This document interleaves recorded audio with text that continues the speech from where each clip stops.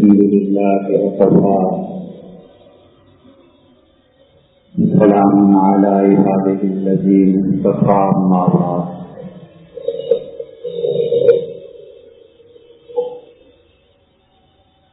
اللہ تعالی نے قرآن کریم میں جو تعلیم دی ہے اس میں یہ سکھایا ہے کہ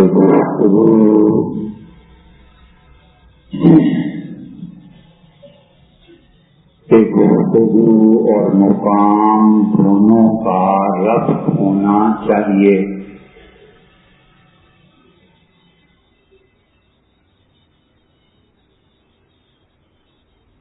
اور حضور صلی اللہ علیہ وسلم نے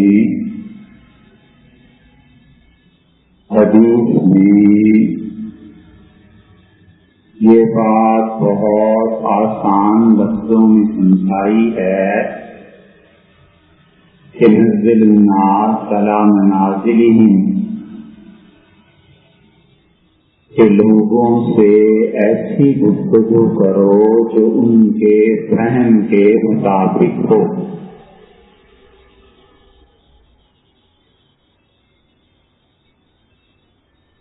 اس لیے ایک بات چل رہی تھی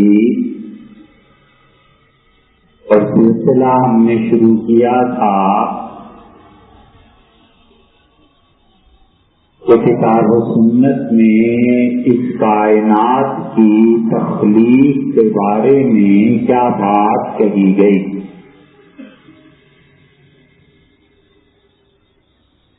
اور انسانی زندگی کا آغاز کیسے ہوا اور پھر اس بات پر پہنچے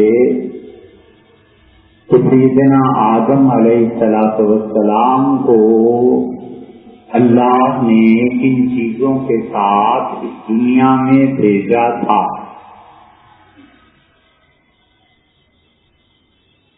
لیکن آج درمیان میں ایک ایسی چیز پیش آ گئی جس کا ایک پہلو یہ ہے کہ اس کا ذکر نہایت ناگوار گزرتا ہے، اور اسی چیز کا دوسرا پہلو وہ ہے جس پہ بات کرنا شرعاً بھی ضروری ہے. پہلا جو اس تصویر کا رخ ہے، اگرچہ اس سے بات کرنا شرعاً ضروری ہے مگر اس کی تفصیلات میں جائے بغیر آپ ایک بچے کو دیکھتے ہیں جس میں اللہ نے تمیز اور شعور رکھا ہے، اور کوئی اس کے ماں باپ کو گالی دیتا ہے تو اس کی غیرت گوارا نہیں کرتی، مگر عقل اور حیا کا تقاضا یہ ہے کہ وہ ان الفاظ کو آ کر گھر میں نہ دہرائے. وہ یہ کہتا ہے کہ فلاں شخص نے آپ کو گالی دی، وہ یہ کہتا ہے کہ فلاں آدمی نے آپ کو برا بھلا کہا، اور بعین ہی وہی الفاظ اگر گھر آ کے دہرائے کہ اس نے آپ کی والدہ کو، والد کو یہ الفاظ کہے، تو یہ انسانی آداب اور وقار اور تربیت کے منافی چیزیں ہیں. اس لیے جو بھی فلم بنی اور جو خاکے بنے اس کا ایک پہلو تو یہ ہے جیسے رسالت پناہ صلی اللہ علیہ وسلم کا انہوں نے بہت بےہودہ طرح سے ذکر کیا طبیعت گوارا نہیں کرتی کہ اس بارے میں تفصیل سے بات کی جائے، اور وجہ اس کی یہ ہے کہ ہر مسلمان کو حضرت رسالت بنا صلی اللہ علیہ وسلم سے جو تعلق ہے، یہ آبگینہ اتنا نازک ہے کہ ذرا سی ٹھیس لگ جائے تو پھر کرچی کرچی ہو جاتا ہے۔ اور جو کچھ بھی انہوں نے کیا وہ کوئی نئی بات نہیں ہے، پوری تاریخ اس سے بھری پڑی ہے۔ اور جب سے یہ ویب سائٹ شروع ہوئی ہے دنیا میں،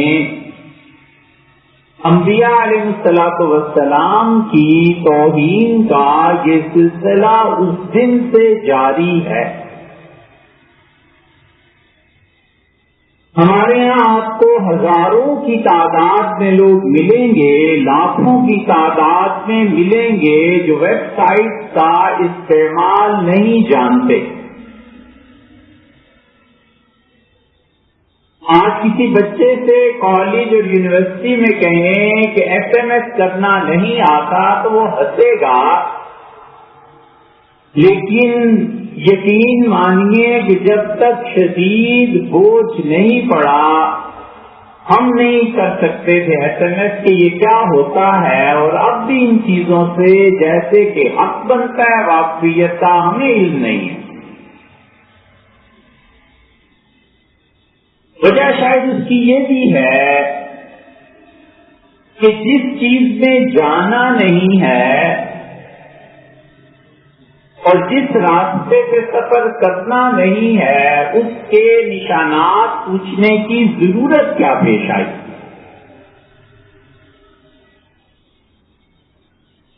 اور اچھا آدمی وہی ہے جو اپنے کام سے کام رکھے،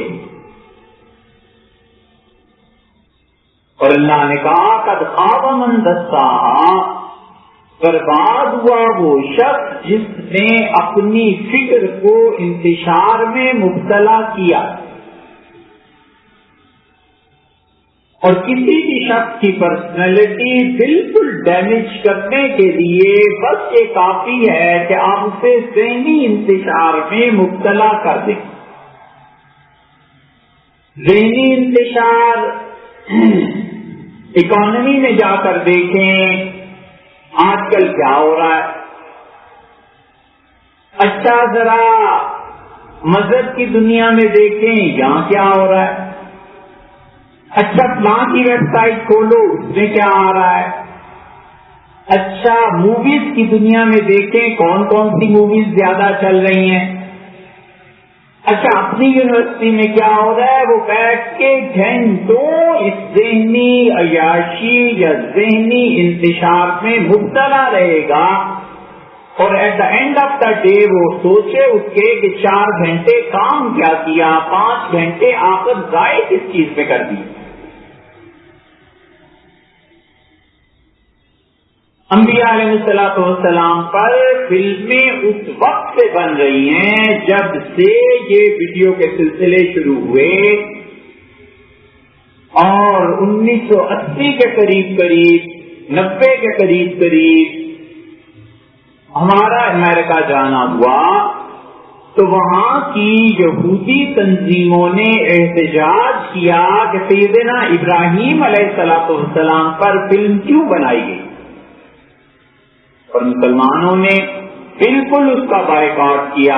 مسلمانوں نے کہا تمہارا مسئلہ ہے، تم جانو ابراہیم علیہ السلام جانے، ہمیں اس سے کوئی غرض نہیں۔ پھر حضرت نوح علیہ السلام پہ فلمیں بنائی گئیں، سیدنا لوط علیہ السلام پہ فلمیں بنوائی گئیں، سب چیزیں ہوتی رہیں، اور کسی نبی علیہ السلام کی توہین پر کہیں سے احتجاج نہیں ہوا، حتیٰ کہ نوبت یہ آ گئی کہ حضرت رسالت بنا صلی اللہ علیہ وسلم کے متعلق یہ کچھ کہا گیا۔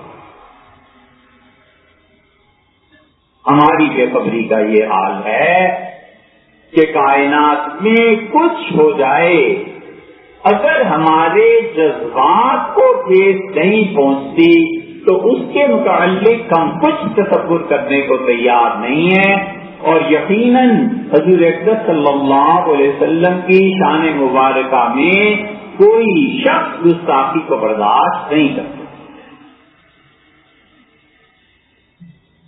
ہمیں اس سے شدید نفرت ہے، اور ہمیں 100% یقین ہے کہ اس مسجد میں کوئی شخص ایسا نہیں ہے جسے اس فعل سے دکھ نہ پہنچا ہو اور جسے اس فعل سے نفرت نہ ہو۔ ہر مسلمان یہ چاہتا ہے کہ اس کی عزت اور احترام 1000 مرتبہ قربان ہو جائے، مگر حضرت رسالت مآب صلی اللہ علیہ وسلم کے متعلق ایک لفظ نہ پاس۔ یہ ہم سب کے جذبات ہیں، اور اس کا دوسرا پہلو یہ ہے کہ ہم نے کیا ہے۔ فلمائن جو واقعات ہوئے ہیں، جن لوگوں نے اس فلم کو دیکھا ہے، کسی نے بھی یہ غور کیا ہے کہ اس واقعے کی اصل کیا ہے؟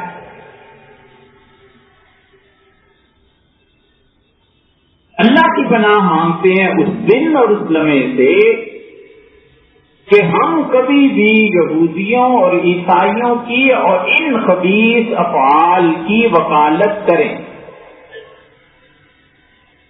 لیکن ہم یہ سمجھ لیں کہ یہ واقعات ختم ہو جائیں گے اور بند ہو جائیں گے۔ آج کی دنیا میں یہ ممکن نہیں، یہ ایٹم چل جائے اور یہ جتنی جدید ترقی ہے یہ سب کی سب تباہ ہو جائے تو اس وقت ممکن ہے۔ حضرت رسالت پناہ صلی اللہ علیہ وسلم کی شان میں گستاخی کی اتنی ویب سائٹ موجود ہیں کہ آپ کی خود اپنی وزارت کو 490 سے زیادہ ویب سائٹ بین کرنی پڑی، سینکڑوں نہیں ہزاروں کتابیں لکھی گئی ہیں عیسائیت اور یہودیت کے اس موضوع پہ، اور اب بھی لکھی جا رہی ہیں۔ یہ دوسری بات ہے جو عرض کر رہے ہیں۔ سوال یہ پیدا ہوتا ہے کہ ہم اپنے دشمنوں سے یہ توقع ہی کیوں رکھتے ہیں کہ وہ ہمارے مذہب کا عزت اور احترام کریں گے؟ شریعت نے کس وجہ سے مرد کو آزادی دی ہے کہ وہ اہل کتاب کی عورتوں سے نکاح کر سکتا ہے، اور عورت کو یہ آزادی نہیں دی شریعت نے؟ بنیادی وجہ یہ ہے کہ مرد تمام کے تمام انبیاء علیہ الصلوۃ والسلام کو مانتا ہے۔ اس کی زندگی میں ایک دن ایک لمحہ بھی ایسے نہیں آئے گا کہ وہ سیدنا مسیح علیہ الصلوۃ والسلام کو، عزیر، داؤد، موسیٰ علیہ الصلوۃ والسلام کو کبھی برے لفظوں سے یاد کرے۔ زندگی ٹھیک چلتی رہے گی، اور عیسائی اور یہودی لڑکی چونکہ اس سے موسیٰ، حضرت عزیر، حضرت سلیمان، داؤد، ابراہیم، عیسیٰ علیہ السلام کو مانتی ہے، اس کے بعد کسی کو نبی نہیں مانتی، تو وہ کسی دن بھی حضور صلی اللہ علیہ وسلم کی شان میں ذرا کوئی بات کہہ دے گی تو طلاق ہو جائے گی، موت اور قتل تک نوبت پہنچ جائے گی۔ اس لیے شریعت کہتی ہے کہ ان کی عورتیں لے سکتے ہو، تم اپنی عورتیں انہیں نہیں دے سکتے کیونکہ تمہاری عورت کے جذبات کو ٹھیس پہنچ سکتی ہے، اور جب تم عیسائی اور یہودی لڑکی لوگے تو اس کے جذبات کو کبھی بھی ٹھیس نہیں پہنچے گی، کیونکہ تم مذہبی طور پر ان انبیاء علیہ السلام کو مانتے ہو جسے وہ مانتی۔ ہم توقع ہی کیوں رکھیں؟ ہم نے کبھی ان چیزوں کا مطالعہ نہیں کیا، ہم نے کبھی ان فلموں کو نہیں دیکھا، لیکن یہ ایسی دنیا ہے جس میں دلیل کا جواب دلیل سے ہوتا ہے، دلیل کا جواب گالی سے کوئی نہیں سنتا۔ آپ سلمان رشدی کو دنیا جہان کی گالیاں دیجئے، بلا شبہ آپ اسے درست بھی تصور کر لیجئے، آپ کا حق بھی بن جائے، لیکن جس دن آپ سلمان رشتی کی اس کتاب کے خلاف ایک کتاب لکھیں گے اور اسی درجے کی انگلش میں لکھیں گے جس اسٹینڈرڈ میں اس نے لکھی ہے، تو یہ جواب ہوگا، یہ جائے گا، یورپ پڑھے گا، امریکہ اور آسٹریلیا اسے پڑھے گا، اور وہ کہیں گے کہ اچھا ہمارے ساتھ یہ دھوکہ ہوا ہے، حضرت رسالت پناہ صلی اللہ علیہ وسلم نے ایسی حرکت نہیں کی، یہ جھوٹا شخص ہے، اس سے نفرت کرو۔ آج تک سلمان رشتی کی کتاب جنہوں نے بھی پڑھی ہے مسلمانوں نے، امریکہ اور انگلینڈ میں اور فرانس اور جرمنی میں، ان کے پاس دین کا اتنا علم ہی نہیں ہے کہ وہ اس کا جواب لکھ سکیں۔ نتیجہ یہ کہ وہ محتاج ہوتے ہیں علماء کے، اور علماء اس انگلش کو پڑھ نہیں سکتے، جان نہیں سکتے جو سلمان رشتی نے لکھی ہے۔ آپ اس انگلش کا انگلش میں جواب نہیں لکھ سکتے، علمی جواب لکھنا تو بہت دور کی بات ہے۔ ہم نے کوئی تعمیری کام نہیں۔ حضرت رسالت پناہ صلی اللہ علیہ وسلم کی ساری زندگی میں جب ہم نے اس کتاب کو پڑھا اور سنجیدگی سے پڑھا، اور جو الفاظ سمجھ نہیں آتے تھے لغت میں دیکھ دیکھ کے پڑھا کہ آخر اس نے کہا کیا ہے، حضرت رسالت پناہ صلی اللہ علیہ وسلم کی حیات طیبہ پر جتنے الزام اس نے لگائے ہیں، ان میں سے ایک الزام یہ ہے کہ انہوں نے شادیاں اتنی کیوں کی تھی۔ کوئی غیرت مند آدمی ایسا نہیں جو آج سیرت کا مطالعہ شروع کرے اور ہم کہتے ہیں 10 سال کے بعد بھی وہ کوئی ایک کتاب اس موضوع پر لکھ دے، اور لکھے کہ حضرت صلی اللہ علیہ وسلم کی شادیوں کے اسباب کیا تھے، پڑھے کیوں؟ ہم سے رسول اللہ صلی اللہ علیہ وسلم کے لیے جان قربان کروا لو، ہم اپنے بچے ان کے نام پہ قربان کر دیں گے، ہم پیسہ ان کے نام پہ لٹا دیں، ہم اپنے گھر نہ ان کے نام پہ بیچ دیں، اور ہم دنیا سے رخصت ہو جائیں ان کے نام پہ، ہم کبھی بھی ایک کام نہیں کریں گے، اور وہ پڑھنا ہے۔ اس پڑھنے سے اتنا چڑ ہے، ہمیں اتنا حرام کیا ہوا ہے کہ سور کے گوشت سے زیادہ مسلمانوں پہ پڑھنا حرام۔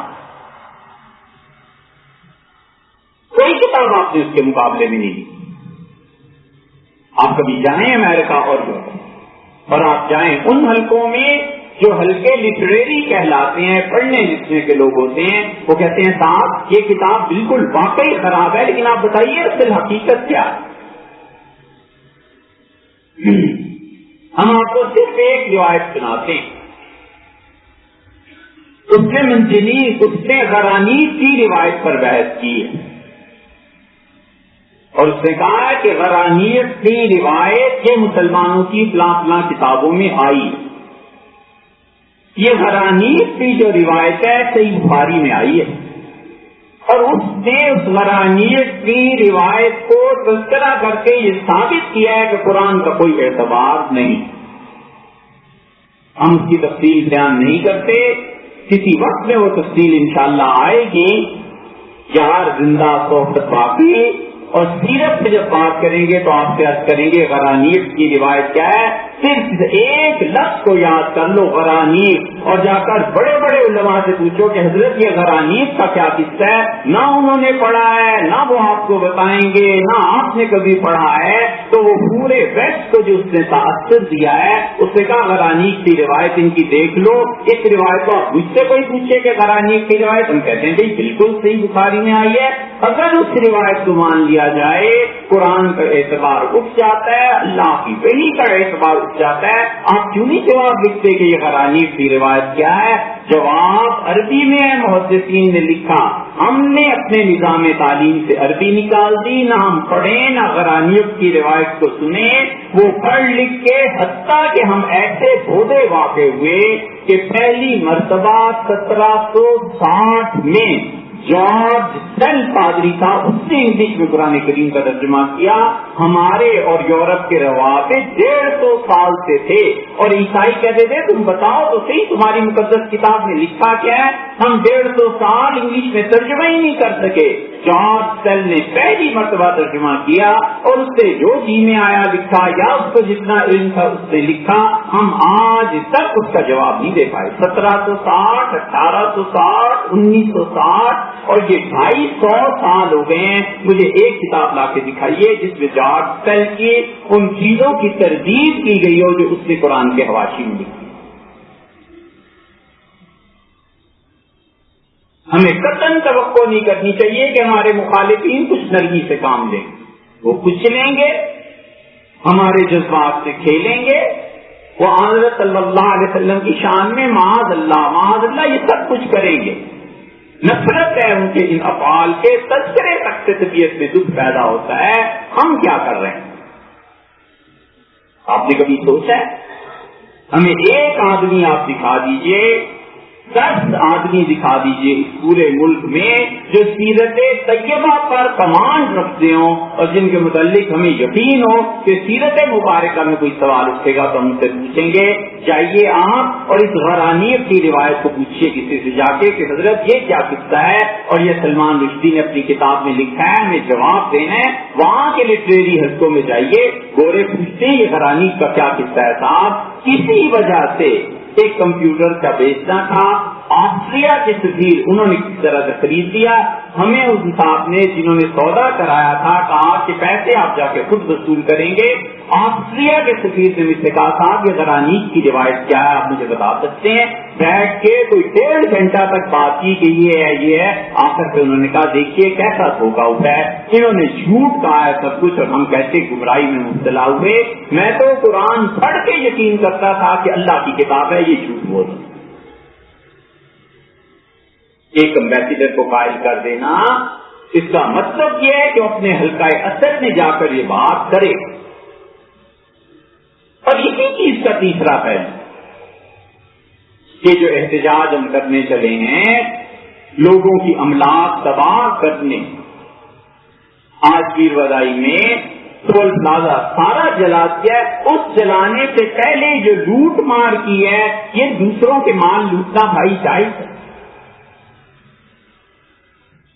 اتنا احترام شریعت نے دوسروں کے مال کا سکھایا ہے کہ کسی نے 1 لاکھ روپیہ دیا مسجد کے سیکرٹری کو، آفتاب صاحب کو، اور کہا کہ یہاں پر دروازے لگا دیجئے۔ وہ کہاں کہتے ہیں 80,000 میں دروازے لگ گئے، 20,000 روپیہ اپنے پاس رکھنا جائز نہیں، واپس دینے چاہیے کہ جی آپ نے دروازوں کے لیے دیا تھا، 80 لگ گئے، 20 آپ کے ہیں، کیونکہ اس کی ملکیت سے پیسہ خارج نہیں ہوا۔ اتنا احترام شریعت نے سکھایا ہے دوسروں کے مال کا کہ کسی آدمی کا ایک پیسہ ضائع کر دیا جبر سے یا اپنی خوشی سے، چلتے چلتے کسی موٹر سائیکل کو پنکچر کر دیا، پارکنگ کرتے ہوئے سائیکل کی پرواہ نہیں کی اور گرا دی، اس کا خرچہ ہوگا نا۔ 1 پیسہ فقہا نے شامی میں لکھا ہے کہ کسی انسان کا ضائع کر دیا 700 فرض نمازیں قیامت میں کاٹ کر اس کے کھاتے میں ڈال دی جائیں گی۔ 700 فرض نمازیں جو نماز پڑھتے ہیں ان سے پوچھئے کتنا دل درست ہے، اور کہتا ہے یا اللہ 1 سجدہ کوئی قبول فرما لے، 1 نماز قبول فرما لے، بنے گا کیا؟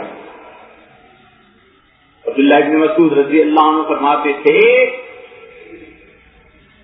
کہ مجھے ساری زندگی میں صرف 1 سجدے کے متعلق یقین آ جائے کہ اللہ نے یہ قبول کر لیا ہے، خدا کی قسم پوری دنیا ملنے سے اتنی خوشی نہ ہو جس سے 1 سجدے کی قبولیت سے خوشی ہو۔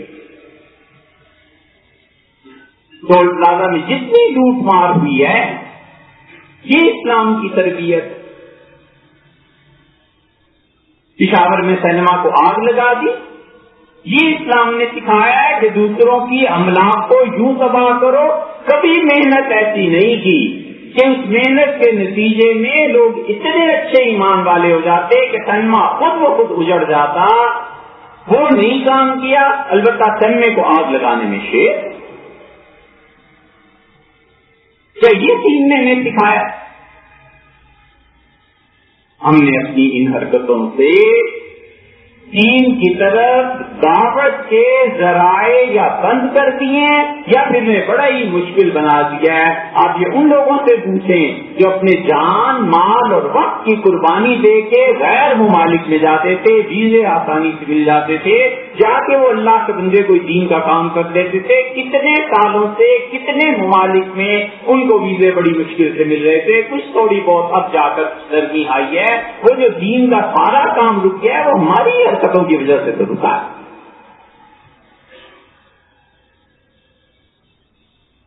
اور افسوسناک پہلو یہ کہ اپنی املاک چلاؤ. کل جو سرینا پہ حملہ ہوا ہے, اللہ کو کوئی جواب نہیں دینا. اللہ اگر پوچھے شیشہ کیوں توڑ دیا تھا تو کیا جواب ہے کہ حضور اکرم صلی اللہ علیہ وسلم کی محبت اس بات کا تقاضا کرتی تھی کہ ہم شیشے توڑ دیں. سبحان اللہ, نبی کریم صلی اللہ علیہ وسلم کی محبت میں آج آپ جائیں گے, ہمیں کچھ غرض نہیں سیاست سے. آپ پرائم منسٹر کی تقریر سنیے گا, پرائم منسٹر نے پوری تقریر کیا, اردو بولنی نہیں آتی, انگلش بولنی نہیں آتی, اور چلے ہیں حضور صلی اللہ علیہ وسلم کی شان بیان کرنے. عشق کو عشقت کہہ رہے ہیں اور افان کو اوپن کہہ رہے ہیں, افان کہہ رہے ہیں. حتیٰ کہ صلی اللہ علیہ وسلم, آپ یقین مانیے پرائم منسٹر کو پڑھنا نہیں آیا, انہوں نے کہا صلی علیہ وسلم, صلی اللہ علیہ وسلم پڑھنا نہیں آیا. اور وہ ہیں حکمران, اور کون نہیں جانتا کہ کسے قل هو اللہ احد پڑھنا نہیں آیا. پھر کسی نے سکھایا کہ حضرت ایسے پڑھتے ہیں, حضرت پھر نہیں پڑھ سکے. پھر کسی وقت حضرت اقدس سے عرض کیا کہ جناب والا ایسے پڑھتے ہیں, پھر بھی نہیں پڑھ سکے. کبھی قل هو اللہ احد زندگی میں پڑھی ہو, اس کتاب سے تعلق ہو تو پڑھیں. یہ ان حکمرانوں کے متعلق جو بھی ہمیں نہیں سیاست سے غرض, ہم کتنی کاوش کرتے ہیں کہ ہمارے لیڈر ٹھیک آ جائیں, ہماری رہنمائی ٹھیک ہو جائے, اور ہم ہیں تلے ہوئے اس لیے کہ لوگوں کی املاک کو تباہ کریں. آپ کو بھی سوچئے اللہ کے ہاں جا کے کیا جواب دینا ہے. خدا کے ہاں کسی کی رشتہ داری نہیں ہے. اور غلبہ جذبات کا مطلب یہ نہیں ہے کہ ہم لوگوں کی گاڑیوں کو پتھر ماریں اور لوگوں کے ساتھ ایسے کریں. حضرت رسالت مآب صلی اللہ علیہ وسلم کا حال لوگوں کی املاک کے بارے میں, لوگوں کے پیسے کے بارے میں اتنی محتاط طریقے پہ تھی, اتنا محتاط عمل تھا کہ حضور اکرم صلی اللہ علیہ وسلم کے نواسے سیدنا حسن رضی اللہ عنہ نے صرف ایک کھجور اٹھا کر منہ میں ڈالنی تھی. وہ کہتے ہیں, حسن رضی اللہ عنہ کہتے ہیں, میرا جبڑا پکڑ لیا رسالت مآب صلی اللہ علیہ وسلم نے, فرمایا فقن تو جلدی تو, اور فرمایا تمہیں پتا نہیں ہے یہ کھجور ہمارے لیے جائز تھی. ایک کھجور نہیں کھانے دی اپنے نواسے کو, فرمایا ہمارے لیے جائز تھے. اور سب کچھ ہمارے لیے جائز ہے. اب کون ہے جو بولے, اور اگر کوئی بولے تو اس پہ پہلا فتویٰ یہ لگے گا کہ امریکن ایجنٹ ہے, دوسرا فتویٰ لگے گا ایجنسیوں کا بندہ ہے, تیسرا فتویٰ لگ جائے گا کہ گستاخ رسول ہے. بس اتنا ایک جملہ کافی ہے. اس کے بعد اس کی مال, اس کی جان, اس کی اولاد, اس کا گھر, معاذ اللہ استغفر اللہ, سب جائز ہو جاتا ہے. یہ کون سے دین ہے, یہ کون سا اسلام ہے میرے بھائی, کون سی خدمت ہم کر رہے ہیں کہ ہم سب کے سوچنے کا مقام ہے. اللہ تعالیٰ ہمیں سمجھ کی توفیق